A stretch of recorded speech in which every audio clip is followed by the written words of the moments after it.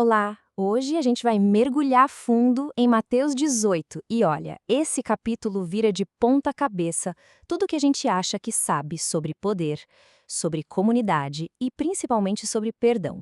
É tipo um manual de instruções para as nossas relações, só que com uma perspectiva totalmente divina. E tudo começa com essa pergunta aí que os discípulos fizeram direto para Jesus: quem é o maior no reino dos céus? Sabe, uma pergunta que parece inocente, né? Mas que, na verdade, revela uma sede por status, por poder. E a resposta que Jesus vai dar, essa resposta vai bagunçar completamente o mundo deles e talvez o nosso também. Então, para a gente entender o tamanho da resposta de Jesus, a gente precisa entrar um pouco na cabeça dos discípulos. Pensa só, eles estavam ali imaginando que Jesus ia fundar um reino político aqui na Terra mesmo. E claro, já estavam de olho nos cargos. Quem vai ser o ministro? Quem vai ter mais poder? A conversa era essa, uma disputa por posição. E aí que Jesus mostra toda a sua genialidade. Em vez de dar uma palestra, uma resposta teórica, ele faz algo muito mais poderoso. Ele chama uma criança. Sim, uma criança.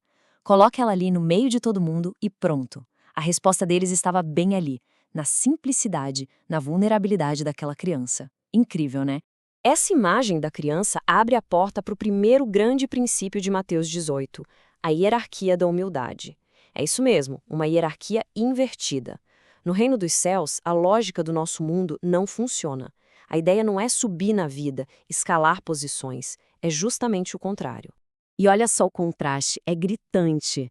De um lado, os reinos do mundo, que a gente conhece bem, né? Baseados em orgulho, em status, em vaidade. Do outro, o reino dos céus. E os valores, totalmente opostos. Humildade, serviço, simplicidade. É uma revolução completa na forma de pensar. Mas atenção, e isso é muito importante. Se tornar como criança não significa ser infantil e imaturo, que era exatamente o que os discípulos estavam sendo obrigados por poder. Não. A ideia é ser como uma criança no sentido de ter aquela humildade sincera, sabe? Aquela dependência e confiança total que um filho tem nos pais. Aí Jesus eleva o tom e dá um aviso bem sério sobre proteger os mais vulneráveis. E a imagem que ele usa é de arrepiar. Ele fala que seria melhor amarrar uma pedra de moinho no pescoço e ser jogado no mar do que fazer um desses pequeninos tropeçar. E essa não era uma pedrinha qualquer, era uma pedra gigante que precisava de um animal para gerar. A mensagem é claríssima. Mexer com a fé de alguém frágil é algo extremamente grave. Ok, se o pilar do reino é a humildade e a gente precisa proteger uns aos outros, surge uma pergunta bem prática. Como é que a gente lida com conflitos quando eles acontecem? Como tratar as ofensas dentro da comunidade? Bom, Jesus não deixa a gente no escuro. Ele dá um passo a passo bem claro. E o processo tem 3 etapas, olha só. Primeiro, converse a sós com a pessoa.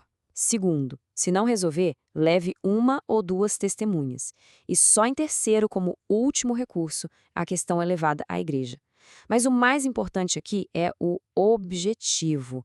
A meta nunca é humilhar, nunca é punir. É sempre restaurar, é ganhar de volta aquela pessoa. A sabedoria desse processo é fantástica. Ele foi todo pensado para proteger a dignidade da pessoa e buscar um arrependimento que seja de verdade, genuíno. A coisa só se torna pública se todas as tentativas privadas falharem. A ideia é sempre a cura, e não a exposição. Bom, diante de tudo isso, é natural que surja uma dúvida. E foi Pedro quem teve a coragem de perguntar. Ele basicamente queria colocar um número nessa história toda de perdão. Ok, a gente busca reconciliação, mas até quando? Existe um limite? E Pedro pergunta: Senhor, quantas vezes eu tenho que perdoar meu irmão? Até 7 vezes? E, para ser justo com o Pedro, 7 vezes era um número bem generoso para a época. A tradição dos mestres da lei falava em perdoar no máximo umas 3 vezes. Então Pedro provavelmente achou que estava abafando, sabe? Sendo super misericordioso. Mas a resposta de Jesus é daquelas de explodir a cabeça. Não te digo até 7, mas até 70 vezes 7. E claro, a ideia aqui não é pegar a calculadora e chegar em 490. É um jeito de dizer que o perdão não tem limite. É um perdão que para de contar. E essa é a grande virada de chave. Perdoar não é contabilidade. Não é ter uma planilha para ver quem está devendo o quê. É uma atitude do coração. É uma disposição de não guardar registros da ofensa. A lição não é sobre a quantidade de vezes, mas sobre a nossa qualidade como pessoas que perdoam. E para garantir que todo mundo entendeu o recado sobre esse perdão sem limites, Jesus conta uma parábola, uma das mais impactantes na minha opinião, a história do perdão, da dívida e do coração. A história é a seguinte: um servo devia uma quantia absurda para o rei, 10.000 talentos. Isso é algo como 60 milhões de dias de trabalho. É uma dívida impossível de pagar.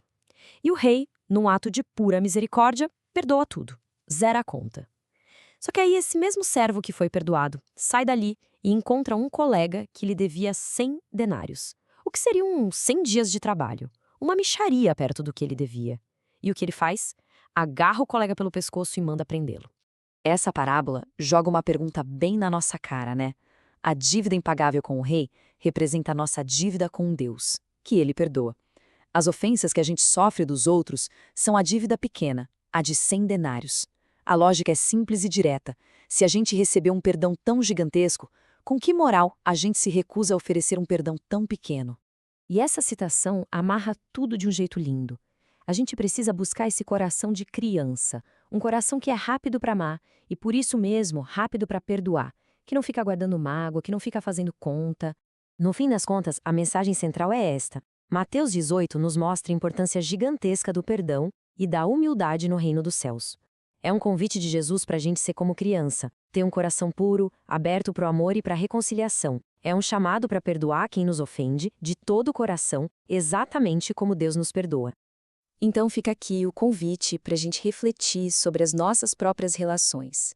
Buscar sempre a paz, buscar o entendimento e lembrar daquela promessa poderosa: onde 2 ou 3 estiverem reunidos em nome de Jesus, ou seja, onde a reconciliação acontece, Ele está ali, presente.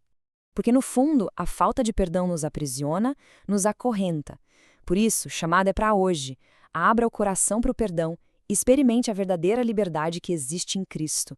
É um convite para viver mais leve, para se libertar.